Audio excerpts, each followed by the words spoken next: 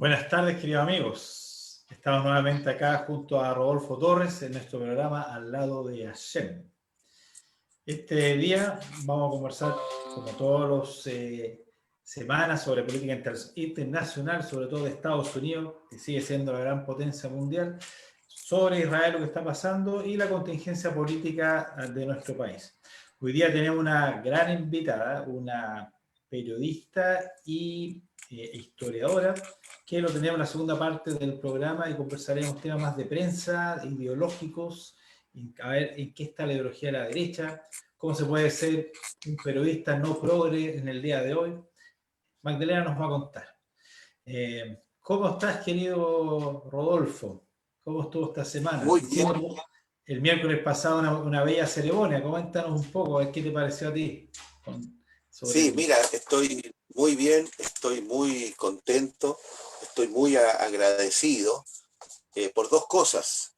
La primera de ellas tiene que ver con la ceremonia que hicimos el miércoles pasado, cuando recordábamos, ¿no es cierto?, con dolor, con tristeza, con el corazón partido, recordábamos las víctimas, ¿no es cierto?, del odio nazi, cómo destrozaron esas vidas, y también la ceremonia, o sea, el haber firmado ese documento, ese compromiso solemne entre Juan Carlos de Yaverín Israel, Ariel Markovich de Chomer y Rodolfo Torres de la ONG Chile Cristiano, ¿no es cierto?, haber desarrollado esa actividad, todas esas personas que tú invitaste, ¿no es cierto?, que fueron realmente muy emotivas sus palabras.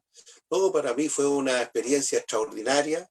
Siempre supe de que se hacían esas cosas, pero nunca había tenido la oportunidad de participar de ellas.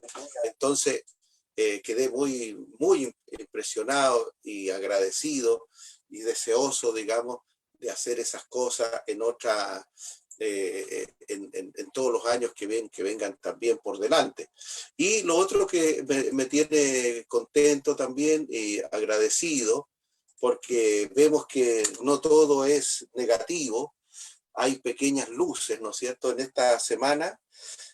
Bueno, justamente con relación al mismo día 27, se hizo un recuerdo y se anunció la publicación de un libro, estimado Ariel, que se llama Más allá de la diplomacia, y que fue escrito por un funcionario de la Cancillería chilena, y en él se cuenta la historia de Samuel del Campo, que fue un diplomático chileno que en el año 2016 fue reconocido por el gobierno del Estado de Israel como justo entre las naciones, que es una honra muy grande para un ser humano del mundo, porque él, utilizando estratégicamente, inteligentemente, su fuero diplomático, logró ayudar a muchas familias judías para escapar, ¿no es cierto?, de la persecución nazi, y se cuentan más o menos 1.200 personas. Entonces, se escribió un libro sobre este varón, sobre esta persona, y el libro va a salir en los próximos días.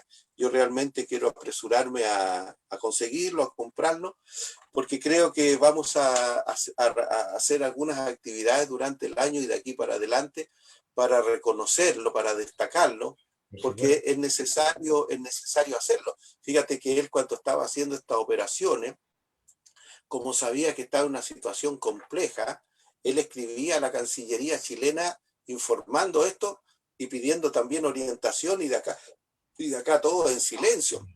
Claro. O sea, hizo muchas cosas por su cuenta, tanto así que la Gestapo lo tenía a él amenazado de muerte. Así que esas dos cosas me tienen en verdad contento, muy contento, en el sentido de que he podido participar, he podido estar presente.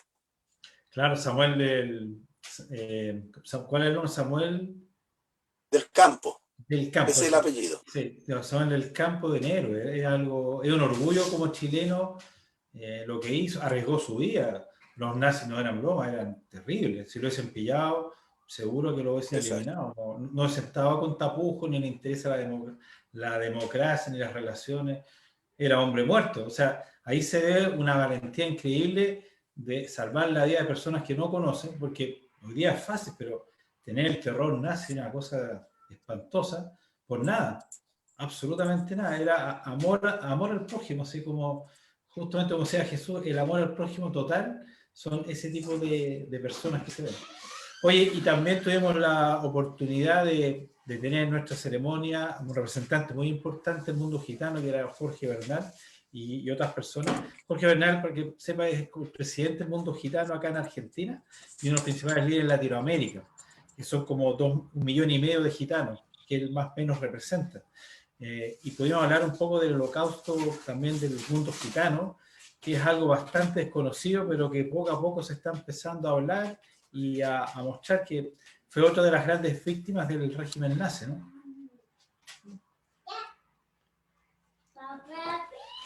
Está sin volumen, está sin volumen. Así que, como te digo, para mí fue un día muy, muy emotivo y realmente me siento honrado de haber participado de esto y también emocionado al conocer la vida de Samuel del Campo, que viene siendo nuestro Schindler. Sí, el Schindler chileno. El Schindler chileno, así que eso ya ayuda, digamos, al país, porque nosotros los evangélicos, estimado Ariel, tenemos una creencia que está fundada en la Biblia. Nosotros tenemos una creencia de que el Mesías, la primera actividad, cuando venga el Mesías, anoche escuchaba un discurso de un rabino por internet, escuchaba un discurso de un rabino que decía, nosotros estamos esperando al Mashiach, decía, estamos esperando al Mashiach. Bueno, la Biblia dice que la primera actividad del Mesías cuando venga, ¿no es cierto?, y se establezca en Jerusalén, en el palacio donde está el rey David, etcétera, la primera cosa que va a hacer, él va a citar en carácter de obligatorio a todos los presidentes de todos los países del mundo que hayan en esa fecha. Seguramente va a venir el presidente con el Ministerio de Relaciones, son 193 países del mundo. Los va a citar y una vez que los cite, los va a separar. Ustedes van a estar aquí y ustedes van a estar allá. Y los va a separar en base a cómo han tratado a su pueblo. Jesús dice, el Mesías dice, mis hermanos más pequeños, que es un concepto que utiliza él y también Pablo cuando hablan de sus compatriotas. Ustedes han tratado mal a mis hermanos más pequeños, les dice el Mesías. Por lo tanto, sobre ustedes viene ahora el castigo. Y a ustedes, ¿no es cierto?, ustedes han tratado bien a mis hermanos pequeños, así que sobre ustedes viene la bendición. Entonces, ese es un juicio, dice que cuando el Señor venga, ¿no es cierto?, el Mesías venga, se sentará en su trono de gloria y serán reunidas delante de él todas las naciones. Y el profeta Joel del Antiguo Testamento dice que las naciones esas naciones que votaban en contra de Israel en los foros internacionales, esas van a recibir un castigo muy grande. Es decir, el planiferio o digamos la geografía política que tenemos actualmente, ¿no es cierto?, de 193 países con organismos internacionales, cuando venga el Mesías va a cambiar abruptamente y de una geografía política de 193, 194 países, vamos a quedar tal vez 15 o 20 o 30 países en el mundo solamente. Y nosotros creemos que a Chile le va a ir muy mal en ese juicio, porque Chile no ha tratado bien, Chile no ha tratado bien a los judíos, ni ha tratado bien al Estado de Israel. Entonces, por eso que nosotros los evangélicos nos esforzamos en llegar al gobierno para que cambie esa actitud. Así es. Oye, partamos con los Estados Unidos. La típica frase, los primeros 100 días, que eso creo que se impuso en el gobierno de Roosevelt, que tuvo los primeros 100 días con tantas cosas que hizo. Y es como muchos presidentes dicen, es como una prueba, cómo van a ser los primeros 100 días. Aunque el anterior Donald Trump dijo, a mí no me interesa los 100 primeros días, yo voy a trabajar tranquilo. ¿Habrá presión por Biden? ¿En qué estará? Llegó para teóricamente borrar todo lo malo de Trump. Veamos. ¿Qué locura has visto tú al señor Biden? Mira, aquí las dos cosas que me impresionan y que me gustaría destacar, porque son ciertas, son las que han aparecido en la prensa mundial, incluso en los medios que a él le son favorables, ¿no es cierto? Que son los grandes medios de televisión y de prensa, ¿no es cierto? Él inició su gobierno el día 20 de enero, por lo tanto ya tenemos 11, 14 días, Claro. 14 días de gobierno de los primeros 100. Y es importante, digamos, que el día 20, digamos, bueno, como la semana después, porque yo tengo la fecha aquí, pero digamos como la semana después, un grupo de fiscales muy importantes de los Estados Unidos, fiscales estatales, le enviaron una carta muy respetuosa, pero también muy firme a Biden, ¿no es cierto? Diciéndole que tenía que ajustar su gobierno a la Constitución y a las leyes. Él no podía subir allí y empezar a dictar órdenes ejecutivas como si fuera rey, ¿no es cierto? Biden subió al poder, subió al gobierno digamos, con un concepto errado de la presidencia, y para él es raro porque él fue vicepresidente. Como le han Sí. dicho, como le dijeron varias veces al presidente Trump, oiga, usted no es un rey. Y Biden subió como si fuera rey, empezó a firmar, a firmar cosas, ¿no es cierto? Que pudiendo ser. Entonces, estos fiscales, oye, y esta fue una reacción bastante rápida.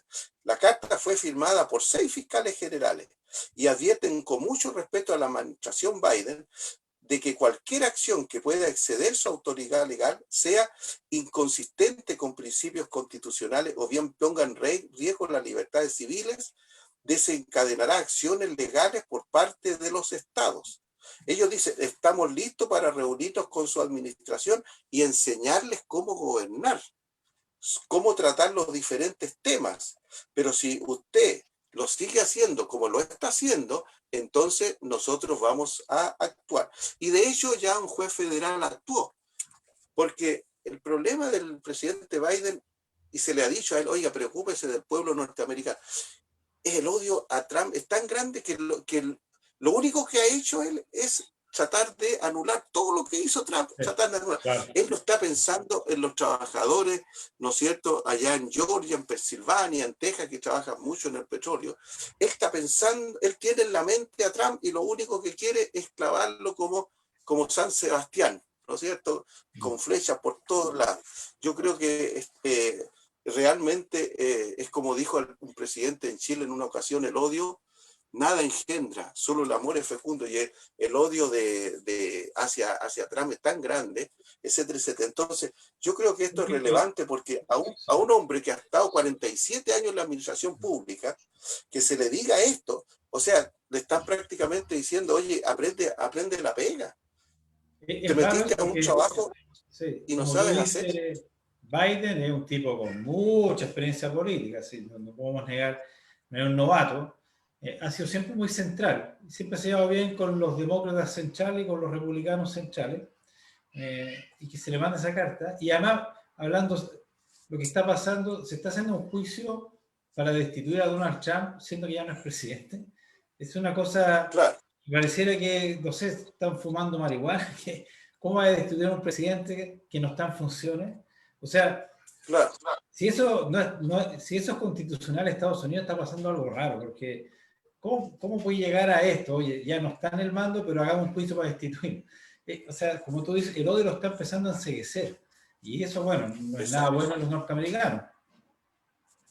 Y de hecho, fíjate que Trump había emitido una orden ejecutiva en un momento para impedir que los ciudadanos de 6 o 7 países árabes y musulmanes que tenían, digamos, mucho antecedentes de terrorismo para impedirles que ingresen a los Estados Unidos.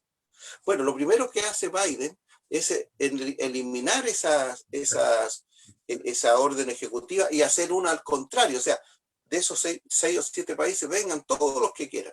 Y un juez, ¿no es cierto?, un fiscal estatal, digamos, objetó esa disposición y la anuló. Así como lo hacían a Trump antes, se lo hizo con él. Ahora, la administración Biden, para seguir con eso, va a tener que ir a las cortes, primero a las cortes estatales y después a las cortes supremas. O sea, 3, 4 meses más.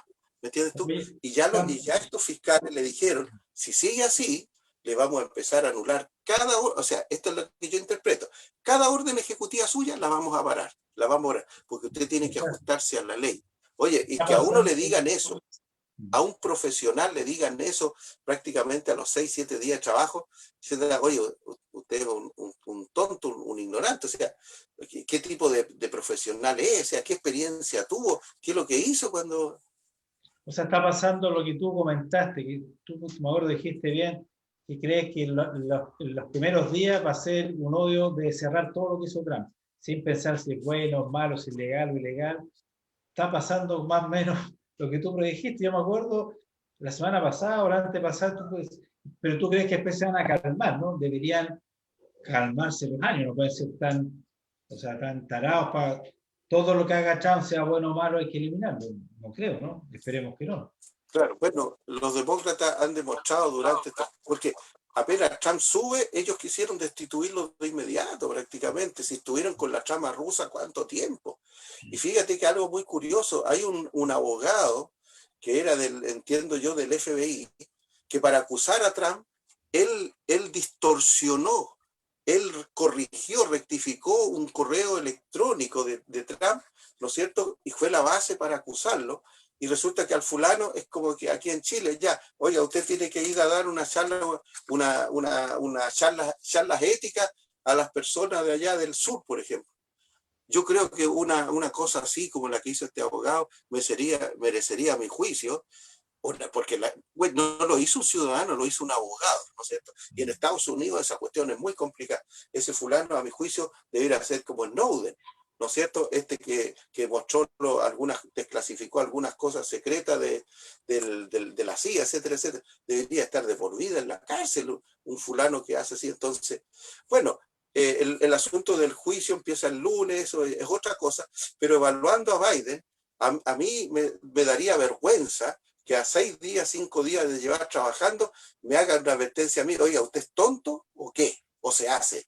No puede hacer lo que está haciendo, estamos en Estados Unidos, esto no es un reino, esta es una república. Aquí hay congreso, aquí hay cortes, aquí hay una corte suprema, corte la, pare, ubíquese, ¿qué está haciendo? Si no, lo vamos a tener que parar y se va a llevar en puro juicio todo su tiempo, etcétera, etcétera. Así es, pues bueno. Oye, vámonos un poco al Medio Oriente, a Israel. Bueno, Israel está mostrando una cátedra al mundo de la eficiencia en la vacunación. Han tenido buenos resultados. Leí que de los vacunados, creo que el 0,0001 ha ido al hospital por coronavirus, o sea, ha tenido muy buen efecto. Y le guste o no, a los enemigos de Israel está haciendo luz de las naciones en este tema, ¿no? Claro que sí. Y nosotros tenemos un alcalde en Santiago, de la comuna de La Florida, don Rodolfo Carter, que adoptó el sistema israelí para desarrollar el tema de la vacunación en su comuna, porque Israel está reconocido como el país que más ha hecho. O sea, prácticamente Israel es el país que tiene ya a su población la tiene a salvo. Sí, exactamente, sí, exactamente. Oye, y en lo político no andan tan bien, pues todavía tenemos la Claro, mira, elección ahora.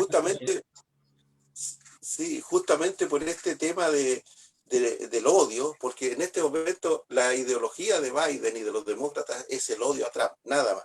Entonces Israel está en este momento en una situación compleja en sus relaciones internacionales con Estados Unidos, porque Biden, con tal de tirarle barro, con tal de destruir todo lo que haya hecho Trump, ha manifestado su deseo de volver al acuerdo nuclear con Irán, lo que traería consecuencias nefastas. Entonces está la diplomacia y también hay gente de la inteligencia israelita que está yendo y conversando con ellos, diciéndole, oye, mostrándole los riesgos que tiene de volver atrás, porque el problema no es solamente que Irán, ¿no es cierto?, amenaza con destruir la faz de la tierra a Israel, sino que también interviene en los países del Medio Oriente, los desestabiliza, los hace entrar en guerra civil, etcétera, etcétera, para después él controlar allí. Y una cosa importante, dijo ahora un funcionario internacional hoy día en la tarde, que Biden tenía que considerar, ¿no es cierto?, la opinión de la Liga Árabe. No Exactamente. solamente su odio a Trump, sino que piense, pregúntele a la Liga Árabe, ya no estamos hablando de la OSI, de la Claro. Organización para la Cooperación Islámica, estamos hablando de la Liga Árabe, que son solamente 27 países que están unidos por el idioma y que tienen también sus objetivos, etc. Pregúntele qué piensa la gente de la Liga Árabe, porque allí hay gente importante, países importantes, ¿no es cierto?, que también han sido amenazados por Irán, porque Irán es un problema no solo para Israel, un problema existencial, pero un problema también para Siria, para Yemen, para varios de esos países, porque ellos intervienen, financian terroristas. Entonces, si se le levantan las sanciones y empieza a llegarle esa cantidad de dólares, ellos los utilizan justamente para eso, porque ellos prefieren invertir en su programa nuclear a darles de comer a los niños hambrientos de Irán, que hay muchos. Exacto. Yo leí hoy día un artículo del secretario general de la Liga Árabe y dijeron que por ningún motivo van a aceptar que se vuelva al mismo acuerdo que tuvo Obama. Creen que deberían llegar a un acuerdo, pero entre las partes tiene que estar un representante de la Liga Árabe, porque la amenaza de Irán existencial contra Israel, yo creo que es más boca, porque cuando tú amenazas de destruir a otro y el otro te va a destruir por completo, porque sabe Irán perfectamente que si sigue avanzando, Israel lo puede borrar del mapa completamente. Y no creo que los ayatolás sean suicidas, pero sí va a generar un desequilibrio en la zona muy complejo, porque si Irán tiene arma nuclear, bueno, ¿por qué no Arabia Saudita? ¿Y por qué no Egipto? ¿Y por qué? Entonces, en una zona tan caliente, se te puede generar una situación incontrolable. Pero tampoco hay que, a veces llegan los delirios de locura y capaz que se prefieren suicidar y se acaba el Medio Oriente. Y no solo el Medio Oriente, el desastre ecológico y climático que generaría nos llega a todo el mundo. O sea, se ha calculado que con 100 bombas atómicas está la temperatura que genera que se te produce un desastre mundial. Entonces, yo no confío mucho en Biden, le tengo poca fe. Yo creo que Israel va a tener que ahora arreglársela bastante bien solo y unirse fuerte con los árabes y ellos ser ¿cómo se llama? La contención contra Irán y contra Turquía. Otro que está bastante agresivo y bastante pesadito con sus discursos. Exactamente, exactamente. Así que este es un problema que en este momento está teniendo la diplomacia y la inteligencia israelí de tratar de manejar, de hacer, ¿no es cierto?, que de ambos partidos se puedan unir en esta causa para que pueda continuar la situación como está, porque ha traído, digamos, una estabilidad en este momento. Pero si tú le levantas las sanciones a Irán, ¿no es cierto?, le permites que él avance en eso, porque hay que recordar, estimado Ariel, una cosa muy importante, que este acuerdo que hizo Obama más los 5 europeos con Irán, ¿no es cierto?, ralentiza el desarrollo nuclear iraní, pero por un determinado tiempo nomás, por 15 años. Después de eso, Irán quería con todos los permisos y las autorizaciones para construir armamento nuclear libremente. Entonces, es necesario realmente, por la paz, la seguridad de Israel y por la paz de todo Medio Oriente, que estas imposiciones a Irán sean permanentes y eternas. Porque si bien es cierto, nosotros destacamos el odio de Biden y de todos los demócratas a Trump, ¿no es cierto? Pero el odio de los iraníes a Israel sobrepasa todo eso. Claro, no, un odio fanático, religioso, no, es distinto. No, a Trump lo odian, yo lo tengo claro. Pero los demócratas no son capaces de suicidarse. Los iraníes, o sea, no los iraníes, el gobierno de los ayatolás. Entendamos que Irán es un país fantástico, maravilloso, la cultura persa es milenaria. Pero lamentablemente tienen estos déspotas que no le importa destruir a su país o a otro. Oye, dejemos hasta acá la conversación porque tenemos a una invitada muy especial, que es Ariel. Magdalena Mervilá. Mucho gusto, ¿cómo estás? Ella ¿Cómo es... estás, Ariel? Muy Hola, bien, muchas Rodolfo. gracias. Un Hola, placer muy tenerte buenas tardes. aquí. Estamos acá junto a Rodolfo Torres y a Magdalena. Ella es historiadora, además periodista, tiene un magíster en Kingston University de Reino Unido, PhD en Bath SPA University también Reino Unido. Es directora de CIRCE y también directora de Ejecutiva Red Cultural. Bueno, muy bienvenida, es un honor tenernos acá, la verdad, un gran placer. Yo estuve viendo tus videos, súper interesante, era una mujer como bien agresiva, parece como más israelí, así bien directa, con las cosas bien claras, lo cual se agradece mucho, a mí me gusta, me encanta los pensadores que son bastante directos, bien claros, sin tanta vuelta como estamos hoy día bastante acostumbrados. Oye, te quiero preguntar, tú te notas que una persona no eres progresista para nada, se nota de inmediato. ¿Cómo es ser un periodista en un mundo que prácticamente, si no dice el discurso progresista, prácticamente eres un hereje y te quieren linchar las masas? ¿Cómo se puede hacer hoy día? Bueno, no es un tema fácil, pero hay que ser valiente porque la verdad es que, tal y cual, la verdad existe, les guste o no. Y por lo tanto, más allá de si no les gusta, eso es así. Hoy día da risa porque en el fondo hemos reemplazado la sociedad del ser por la sociedad del sentir. Y el sentir puede estar muy bien y uno puede respetar todas las posturas de los sentimientos, pero los sentimientos no hacen la realidad. Entonces, ahí hay un tema que hoy día se trata de negar la verdad como algo, es más, yo soy discípula de don Julio Retamal y don Julio divide la historia entre la primera época de la cultura occidental donde existía la unidad de la verdad.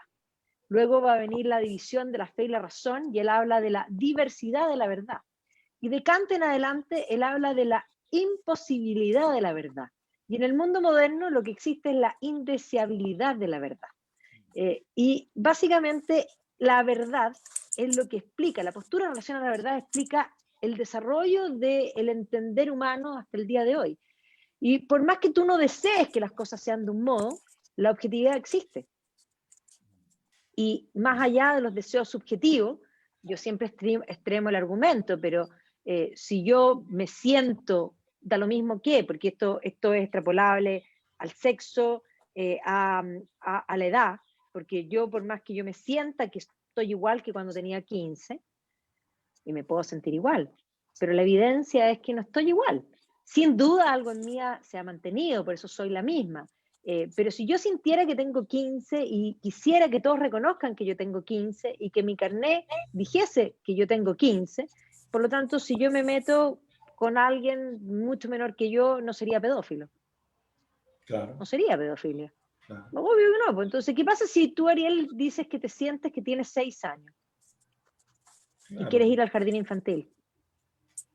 Pero por claro. más que tú sientas eso, tú no eres eso. Entonces, ahí hay un punto. Yo, más allá del respeto de que uno pueda tener por las decisiones del sentimiento de cada persona, una cosa es la vida de cada uno y cómo uno la vive, y otra cosa es que el Estado tenga que reconocer que eso es así. Porque si el Estado tiene que reconocer que eso es así, entonces tu carnet tiene que decir que tú tienes 6 años. Tú puedes vivir como que tienes 6 años, pero tu carnet tiene que seguir diciendo la edad que tú tienes, y sin duda tú no puedes ir al jardín infantil, porque eso podría ser muy complejo. Así es, pues. Así es. Rodolfo, quiere hacer una pregunta.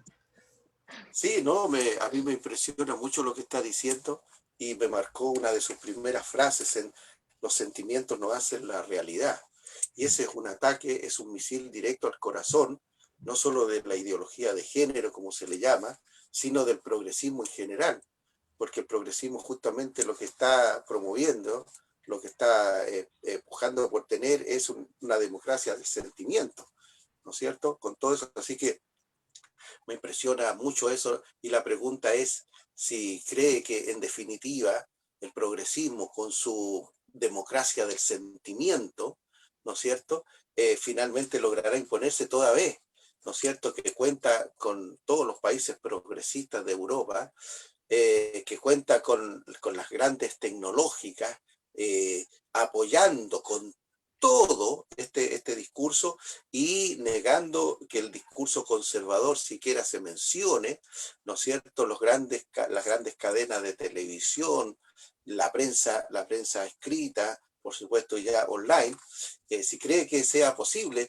que yo soy una de las personas que estoy por luchar para mantener, para resucitar y para que prevalezca la civilización cristiana occidental. ¿Cómo ve la guerra cultural, Magdalena, en ese sentido? Si escuchamos sus comentarios, por favor.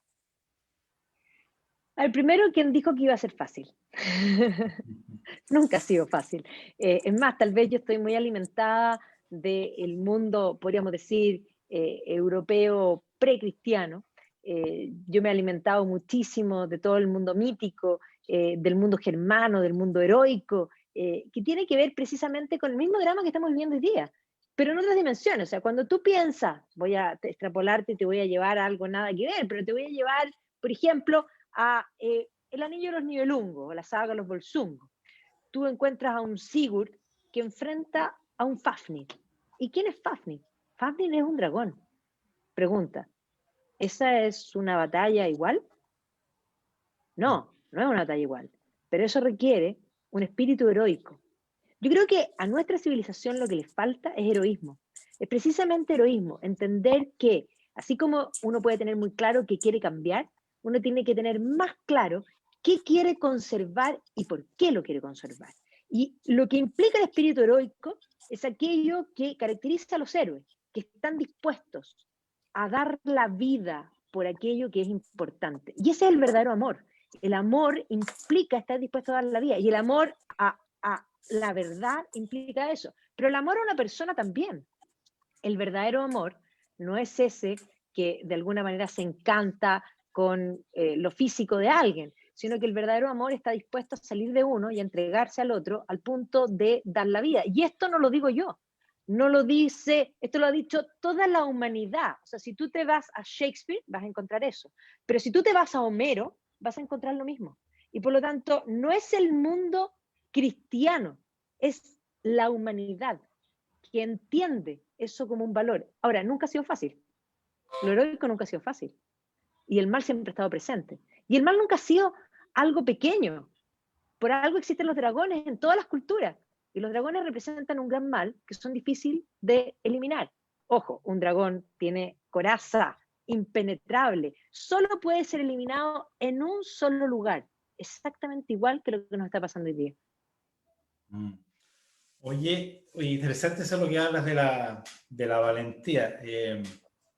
Yo estoy muy contrario al progresismo, incluso yo lo comparo mucho con el nazismo en sus inicios, que era tan bonito todo, pero después te lleva una cosa brutal, porque parten de una victimización, parten de un odio tremendo, incluso a los valores judeo-cristianos, y a mí no me extraña nada que odien muy fuerte a Israel y a los judíos, porque por otro los fascistas no nos odian tanto.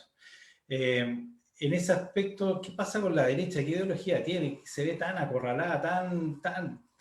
Yo puedo decir que yo, prácticamente todos los votantes que hicimos por el presidente Piñera, una decepción inmensa, como ceder. ¿Cuál es su ideología? Hay un tema, ¿tienen valores judeo-cristianos? ¿Sienten que el tema no me refiero a la religión en sí, sino la familia heterosexual, o el tema del aborto, o el tema de la libertad religiosa, como lo ha hecho Hungría, a pesar de ser un país tan pequeñito, se ha tratado de sobresalir? El presidente de Hungría dijo, gracias a la política cristiana hemos podido salir de todo este pantano del comunismo que nos generó. Pero acá están, yo nos siento tan acorralado, a lo más dicen, bueno, queremos la libertad, pero en otro tipo de cosas ideológicas se sienten incómodos, no saben qué hablar. ¿Qué pasa con la Es que ahí derecha? viene la pregunta, ahí viene la gran pregunta. ¿Tenemos la libertad? Tienes toda la razón que esto se parece al nazismo, y no solo al nazismo, se parece a todo aquello que pretende establecer que hay una sola forma de hacer las cosas. Y eso básicamente se llama totalitarismo. El totalitarismo es todo aquel donde el Estado crece, y el Estado crece a un nivel exponencial que termina entrando en la vida privada de las personas. Cuando el Estado me dice a mí qué es lo que yo tengo que comer o qué es lo que yo no tengo que comer, y empiezan a poner los sellos negros, a mí ya me baja indignación, porque yo sabré, es mi problema. ¿ya? Es más, que no me pongan un salero en la mesa, a mí me indigna, porque si yo tengo problemas con la presión arterial, obviamente no voy a comer sal. Pero si yo no tengo problemas, ¿por qué tú me vas a venir a decir a mí si yo quiero comer sal o no? Yo quiero ponerle sal y es problema mío. Incluso si eso me hace mal. Eso es un punto del tema de la libertad. Nosotros somos seres libres y nos autodeterminamos. Y por lo tanto, ese punto, porque ojo, la libertad es lo único propiamente humano, porque nosotros compartimos muchas cosas con otras especies, pero la libertad no la tiene nadie, no la tiene ninguna otra especie. Nosotros somos los únicos que podemos decidir si convertirnos, voy a usar el término judeocristiano, en ángeles o demonios. Y por lo tanto, si esa es nuestra decisión, nosotros somos responsables de nuestros actos. O sea, la libertad y la responsabilidad van de la mano. Y obviamente que si yo tengo presión arterial alta y decido comer sal y por eso termino muerto, es mi culpa. No es culpa de nadie más. Y no porque el Estado me diga o no me diga, yo voy a dejar digamos, no me va a salvar. Esa excusa de que por tu bien, pero por tu bien, finalmente, mira tú como hemos estado en una dictadura sanitaria, que más allá, yo soy tremendamente obediente, yo obedezco la ley, pero me parece absurdo. Es absurdo.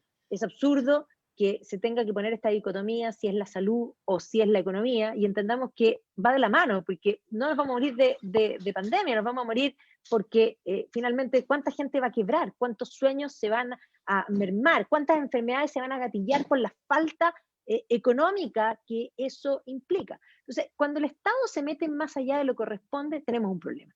Y básicamente la gran pregunta, y es una gran pregunta la que tú hiciste, ¿qué cree la derecha? Yo le preguntaría a la gente de centro derecha qué es lo que creen, porque el gran problema hoy día es que nadie define nada, nadie sabe ni siquiera quién es. Y cuando uno no sabe quién es, uno no sabe a dónde ir.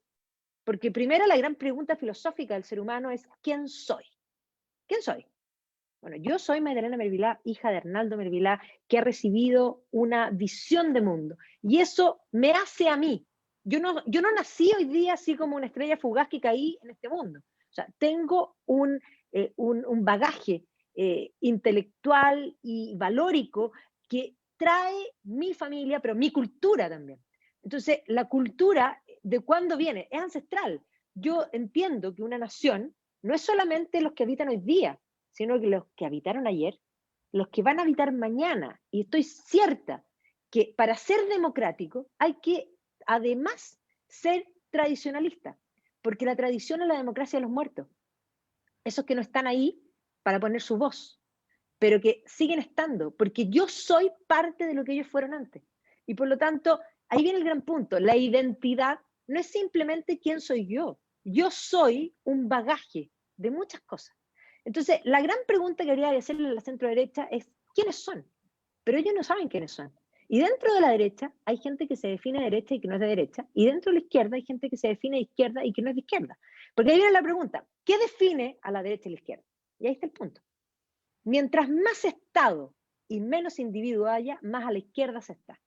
Mientras más individuo y menos Estado haya, más a la derecha se está. Eso quiere decir que todos los gobiernos que fueron completamente Estado fueron totalmente de izquierda. Eso implica que el comunismo es de izquierda, total izquierda, que el nacionalsocialismo es total izquierda y que el fascismo también es total izquierda. No, cuando la gente te dice, es que eres muy facho, esa es la gran ignorancia. Y es una ignorancia que se replica porque entendamos que la cultura del copy-paste te la encargo, pero además el copy-paste tiene una intención de decir los extremos, la extrema derecha. La extrema derecha, defínemela. Dime dónde ha gobernado, porque no ha gobernado nunca, porque la extrema derecha quisiera que el Estado no exista. Nunca va a gobernar, no ambiciona el poder, cree que lo pequeño es lindo y que en una comunidad local nos podemos organizar sin necesidad de un Estado. Sería cuasi anárquica, no ha gobernado nunca, ni va a gobernar nunca. Entonces, esa es la pregunta. Tú de pronto tienes un gobierno de centro derecha, que se dice de centro derecha, que hace crecer al Estado. Y entonces tú dices, perdón, ¿quién eres? ¿Sabes lo que es ser de derecha? Defínete. No importa, defínete. Soy de izquierda, cambié. Las personas cambian. Yo conozco muchas personas que fueron de extrema, digamos, de una izquierda radical y que hoy día son extremadamente tradicionalistas, porque no hay joven que no sea revolucionario, como no hay adulto que deje de serlo. Entonces, las personas mutan, ¿ya? Entonces, está bien, es natural, uno puede mutar, uno puede pensar, puede, digamos, ver las cosas y decidir cambiar. Pero hoy día tenemos, de algún modo, en distintos lugares, a personajes muy diversos, en conglomerados que se supone que tienen algo en común. Y ahí viene la pregunta, ¿quiénes son? Y ahí viene la pregunta, ¿qué tienen ustedes en común? Yo lo que veo el problema de la centro derecha es que no saben quiénes son. Y además creo que hay mucha gente de izquierda que está dentro de la derecha. Como además creo que hay gente que es más cercana a la derecha, pero que no se atreve a decir que son de derecha porque les cargan las etiquetas, ¿ya? Pero más que la etiqueta, ¿qué es lo que yo creo? Yo creo en el individuo, yo creo en la persona única y irrepetible. Yo creo en la libertad y creo en el derecho de las personas a elegir lo que quieren, a elegir incluso, si yo voy más allá, yo quisiera que ojalá hubiese una educación libre. Y que haya una educación libre no significa solamente que haya privados en la educación, significa que haya distintos proyectos, que no haya un currículum único. Un currículum único es inmensamente totalitario. Inmensamente totalitario. A mí me encantaría que mis niños, ¿por qué no?, aprendan latín y griego. Y dirán, ¿y eso para qué? Bueno, yo soy el padre. La primera base de la sociedad es la familia. Y yo, mejor que nadie, sé lo que es bueno para mis hijos. Oye, ¿y tú crees que, por ejemplo, lo que tú estabas hablando es un principio básico de la Torá y del cristianismo, que es el libre albedrío? Eso al final el ser humano es el que decide, y Pues, eso lo ha defendido siempre la libertad, la cultura judío-cristiana. ¿Tú no crees que el factor un poco religioso está saliendo? Porque en Israel, por ejemplo, hay también Estado, poco Estado, pero allá el de derecha es religioso y el de izquierda es laico.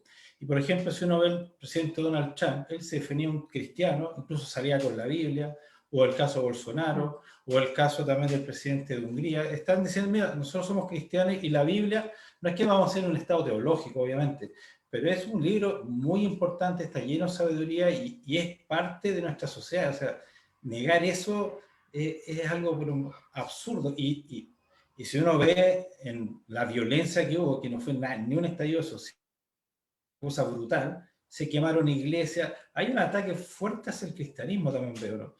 No se sienten tan cristianos los federistas como va, no, o sea, si a mí me queman una sinagoga, yo mataría al tipo, o sea, no aceptaría que quemen, o una Torá, es algo súper sagrado para un judío. ¿Qué sienten los es que lo que pasa católicos es cuando que queman? los ataques a la religión muestran precisamente los totalitarismos. Los totalitarismos siempre persiguen a las religiones. Si tú miras la historia, siempre ha sido precisamente así. Todas las revoluciones, desde la Revolución Francesa en adelante, han sido todas anticlericales y todas anticristianas. Y como dice Chesterton, que es un autor que yo admiro muchísimo, cuando el hombre deja de creer en Dios, cree en cualquier cosa. Y básicamente el hombre necesita a Dios. Y inventan nuevos dioses. Pero no es que dejen de creer, son creyentes. Ellos son creyentes. El marxismo es una nueva religión y es una religión laica. Y por eso, y no solo es una religión inmensamente fanática. Y en ese sentido, el fanatismo en todas las religiones es complejo, porque si uno mira en la historia, las guerras han sido principalmente guerras de religión en torno a los fanatismos de unos y otros, ¿ya? Pero entendamos que la religión es volver a unir. La palabra religión es religare, es volver a unir. Las personas se entienden y se unen y se comprenden como un ser en torno a la religión. La religión, digamos, la acción religiosa, la actitud religiosa, es algo propio del ser humano. Yo ahora estoy leyendo un libro maravilloso, realmente fantástico, me tiene impresionado, me sorprendió. Me encanta cuando uno se compra un libro que no sabe, yo en realidad lo compré porque pensé que era otra cosa. Partí leyéndolo y dije, ¿qué es esto? Pero seguí leyéndolo y estoy fascinada.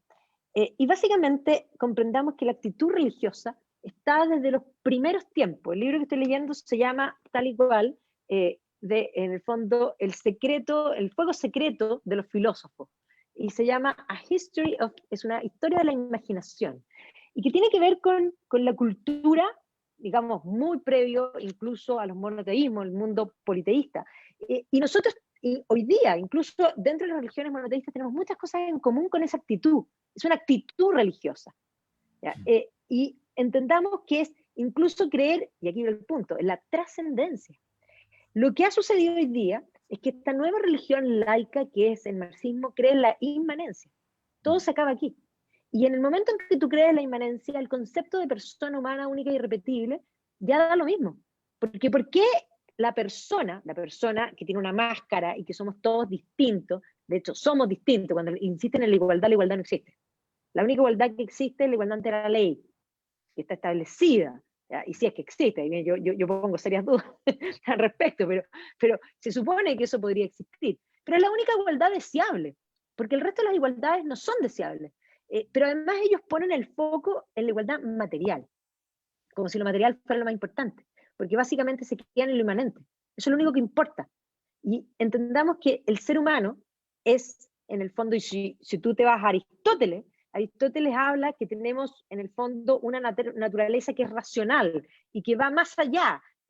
Y de los griegos antiguos y más allá ya se creía en la vida después de la vida. Entonces, si tú ves, no sé, una tumba de los celtas, es más, ahora que está de moda esta película de Dig, que encontraron el tesoro de Seton Hoo. El tesoro de Seton Hoo se encontró en 1939 y muestra un barco funerario anglosajón, que muestra la creencia en la vida después de la vida. Por eso las personas se enterraban. Las personas que en el fondo hacían todas estas celebraciones porque celebran la vida y por lo tanto ellos entierran con todas las cosas que tú vas a necesitar. Esa actitud es la actitud más importante para tener primero una humildad frente a la vida. Hoy día, si todo se termina aquí y se acabó cuando me muera, evidentemente que todo está justificado con tal de tener las cosas materiales que necesito para vivir lo mejor posible, porque el resto no importa. Pero nosotros no somos seres inmanentes, nosotros somos seres trascendentes. Nuestra imaginación nos permite hacer lo que ninguna otra especie puede hacer. O sea, nosotros tenemos dos claves, la libertad y la imaginación van de la mano. Y ahí está la clave, eso es lo que hemos olvidado. El excesivo racionalismo que pretendió hacer todo científico, incluso el socialismo, porque el socialismo es científico, entonces hay que hacer una receta y eso se va a aplicar, y entonces, el gran sueño, seremos todos felices para siempre. Esa idea de instalar el paraíso terrenal sobre la tierra. Pero el paraíso no está aquí. El paraíso hay que ganárselo. ¿Y cómo hay que ganárselo? Teniendo una vida virtuosa, que se oriente hacia el bien. Y eso es lo que hemos olvidado. Sí, Rodolfo quiere hacer una pregunta. Estás sin volumen. Dale, Rodolfo. Dale, Estás con el micrófono apagado. Claro, es que como de repente comparto alguna información que usted está diciendo con otras personas, etcétera, para que no me tabulla el computador. No, digamos, haciendo las cosas un poquito más concretas, ¿no es cierto?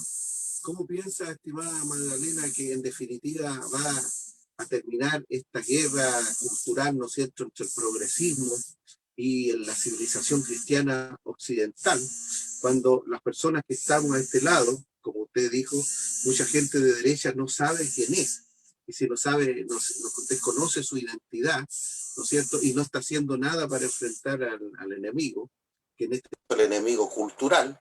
En definitiva, ¿cómo ve el resultado de esta guerra entre el progresismo y el cristianismo, para redondear las cosas en palabras más sencillas?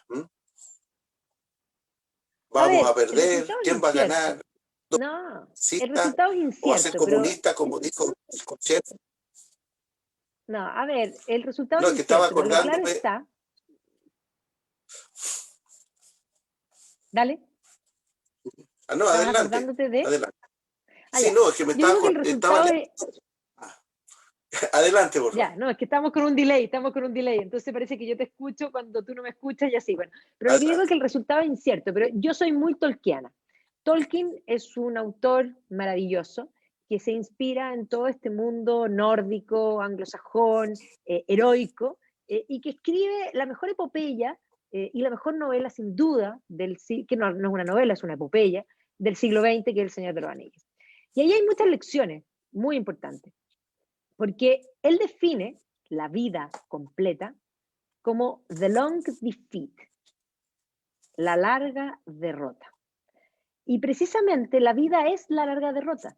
El ser humano está llamado en forma personal, permanente, a luchar con el bien y el mal en su interior. Nosotros luchamos constantemente. Las tentaciones son permanentes. Y el autodominio, que es la libertad, es algo súper difícil de practicar. Ser libre no es fácil. Yo siempre cuando voy a un restaurante y me río, o sea, me río de esto porque los meseros se ríen, porque dice, la carta de postre, y yo le digo, mire, en el fondo, en el fondo, en el fondo de mi alma, no me quiero poder comer un postre.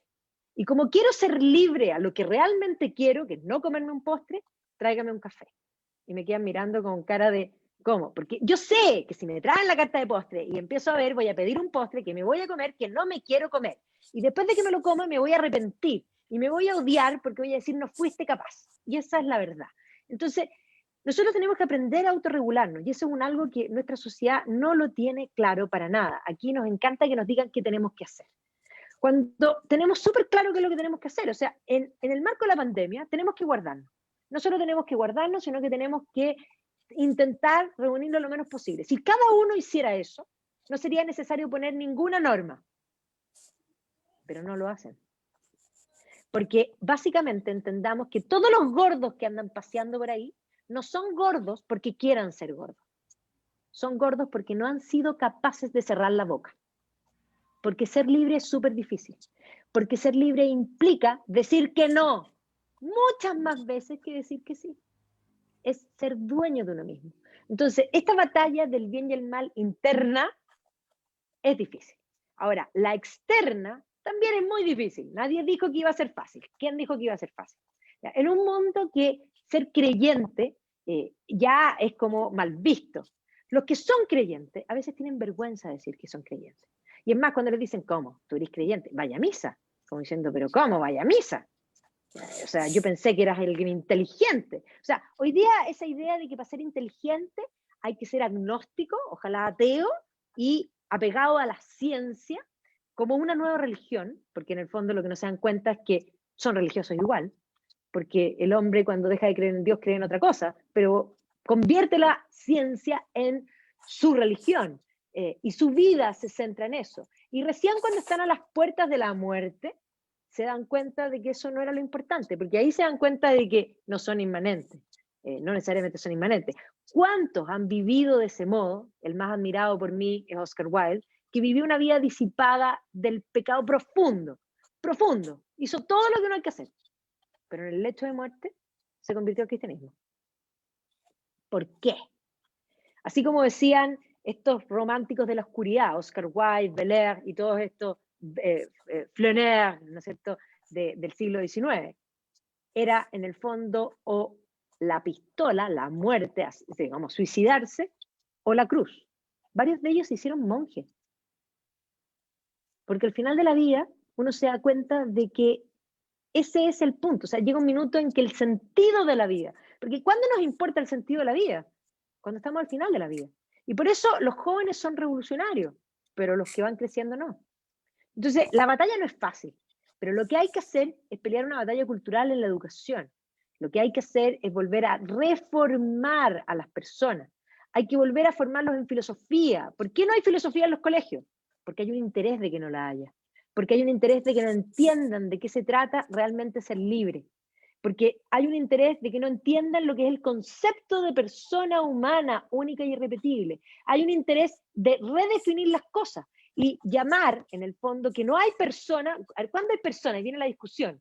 ¿A los 2 días, a los 3 días, al mes, a los 2 meses? Maturana decía que hay persona cuando la madre lo desea. Yo me reía y digo, bueno, y si la madre no deseó al hijo y lo tuvo y lo dio en adopción, entonces no hay persona. La diferencia entre el día 1 de la concepción y los 85 años de una persona que ya nació es tiempo. Nada más. Por lo tanto, hay personas desde el día 1. Oye, Magdalena, ¿y tú crees, por ejemplo, es súper buena esa alegoría del dragón? O sea, todos estos progresistas como un demonio, lo encuentro. Para mí es súper normal que los judíos, aunque digan que son ateos, siempre leen Torá, siempre hacemos la fe. No se te ocurriría nunca ir a una guerra sin pedir que Dios te ayude, incluso aunque digáis que soy ateo, pero esta es una cuestión falsa. Vive Netanyahu, dijo, bueno, la Torá es lejos lo más importante para nosotros, para los judíos, y son súper como abiertos, como pinta progresista. Un soldado israelí, te lo aseguro que le pide a Dios antes de la guerra, por ningún motivo va a hacer eso, aunque se diga que sea ateo. No necesita la derecha volver a Dios para enfrentarse a este gran demonio, porque los veo tan, o sea, a la fe, pero no me refiero a la religión, ir a la ritualidad, sino para enfrentar a un demonio, tú no puedes, en el judaísmo solo no le vayas a ganar, sin Dios estás frito. ¿No le falta a Dios a la derecha para Bueno, enfrentarse a esta locura? yo diría que no solo a la derecha, al ser humano le falta Dios. Porque yo dije que el hombre cuando no cree en Dios cree en cualquier cosa. Y no solo, voy a volver a Chesterton. Chesterton dice que un cristiano, en este sentido un creyente, porque lo puedo extrapolar a un creyente, es una persona que tiene la humildad de entender que hay algo superior a él. Así de simple. Y como diría YouTube, mira lo que voy a decir, esto ya es lo más banal que hay, pero YouTube en una canción dice, if you want to reach the sky, you have to kneel. Si tú quieres alcanzar el cielo, tienes que arrodillarte. Eso significa tener humildad. Y lo que nos falta precisamente es humildad, porque cuando uno cae en la humildad, entiende que hay muchas cosas sobre nosotros, partiendo por las estrellas, siguiendo por el firmamento. Y más allá, cuando uno empieza a preguntarse por este orden perfecto de este mundo, la lógica humana dice, bueno, puede ser el Big Bang el comienzo, pero ¿y el Big Bang quién lo ordenó? ¿Cómo tenemos este orden?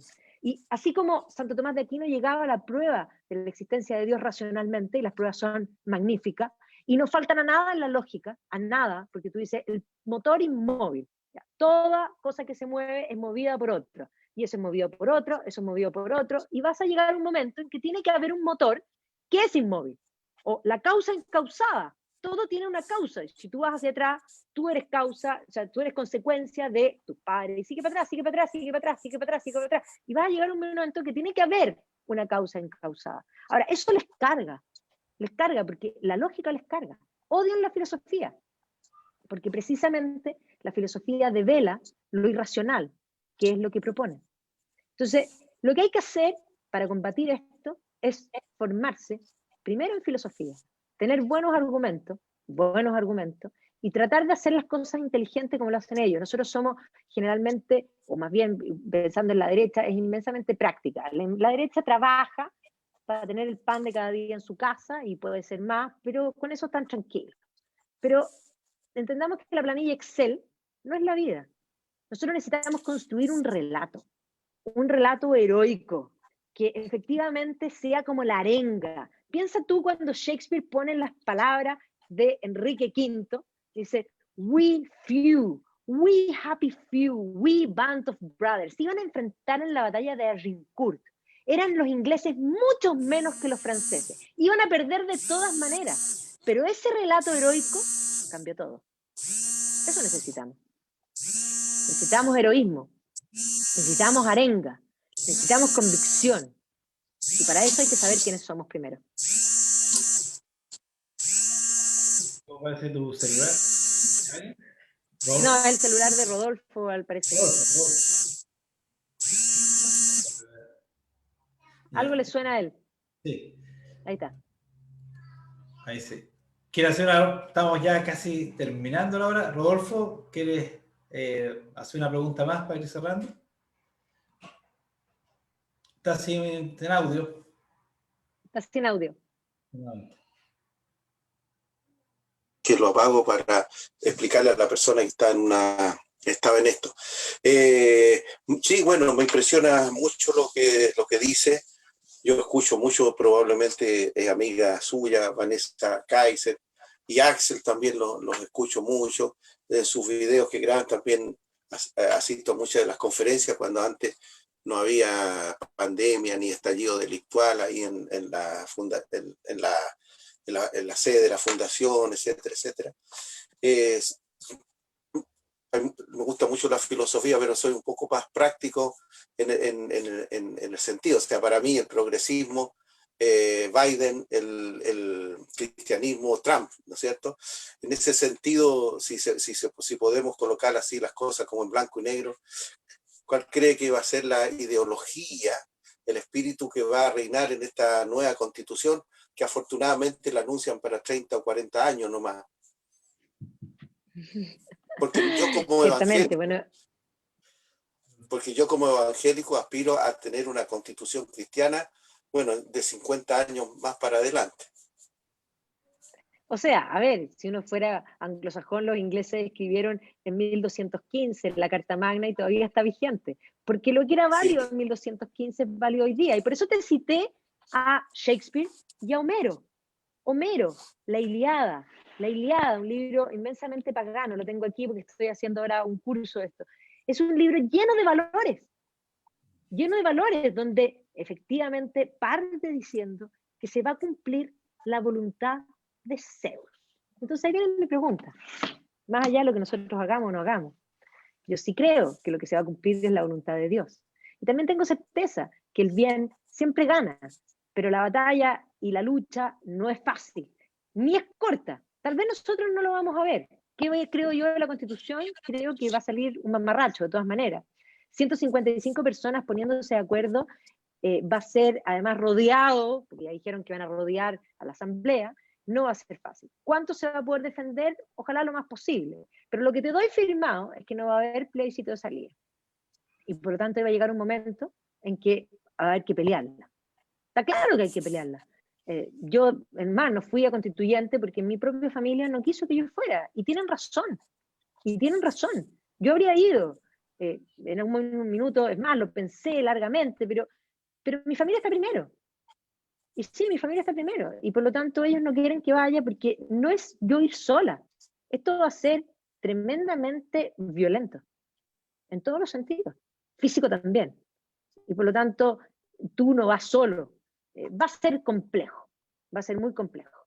Ojalá podamos defender cosas, ojalá primen las convicciones, ojalá prime el sentido común, como dice Chesterton, que es el menos común de todos los sentidos.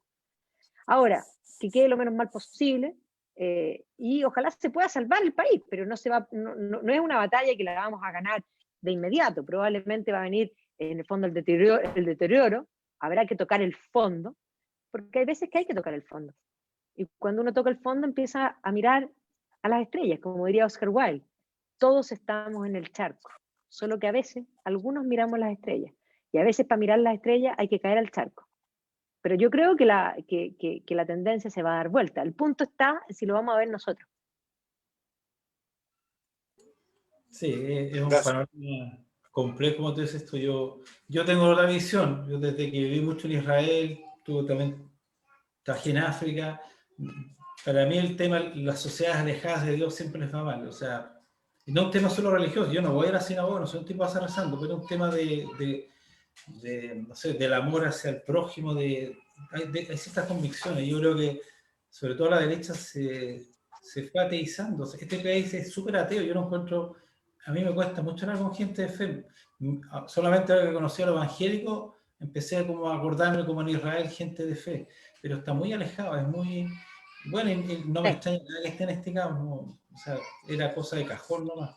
Y bueno, pero se va a revertir, yo creo. O sea, los valores bíblicos son de la humanidad eternos, podrá caer en un pozo, como pasó en la Unión Soviética, los comunistas, quizás caemos en un pozo acá, pero tarde o temprano la fe... No, pero vamos a salir, sí. Pero vamos a salir. Y eso es lo que tenemos que trabajar, lo que hay que hacer es decir la verdad, defender la verdad, incluso cuando, bueno, siempre ha sido difícil defenderla, porque la verdad incomoda, porque las personas quieren otra cosa. Insisto, yo siempre me río porque este es un país que a la gente le encanta que le mientan, pero le encanta que le mientan. A las personas en general les encanta que le mientan. Entonces, cuando uno se viste y se ve más o menos mal y va donde el marido y le dice, ¿cómo me veo? Y el marido te dice, te veis pésimo, cámbiate. ¿Qué es lo que pasa? No, claro. Se enojan. Entonces, ahí viene la pregunta, ¿qué quieres que te digan? ¿Quieres que te digan la verdad o quieres que te digan lo que quieres escuchar? Entonces, la gente quiere escuchar que con esta constitución van a ser todos felices y van a comer perdices y que todo va a estar bien. Yo digo la verdad, yo no soy pesimista, yo soy realista. Las personas son poco realistas. No se trata de ser excesivamente optimista ni pesimista, realista. Las cosas no pintan bien, pero eso no quiere decir que todo está perdido, porque la esperanza es esperar cuando todo parece desesperanza. Así es. Oye, estamos ya en la hora. Muchas gracias, Magdalena. No quiero quitarte más tiempo. Fue realmente un honor, espléndido haberte escuchado, y ojalá tu voz se escuche mucho, y ojalá la derecha o los que están contra los progresistas sean como el rey David y la batalla se sale con Dios. Si no, ni una posibilidad, ni el mejor ejército del mundo gana. No hay otra forma, yo creo. Bueno, muchas gracias, Magdalena. Gracias, Ariel. Gracias, Rodolfo. Encantada. Que estén súper bien. Nos vemos la próxima. Muchas gracias. Gracias. Gracias, muchas gracias. Nos vemos la próxima. Chao, chao. Gracias, muchas gracias.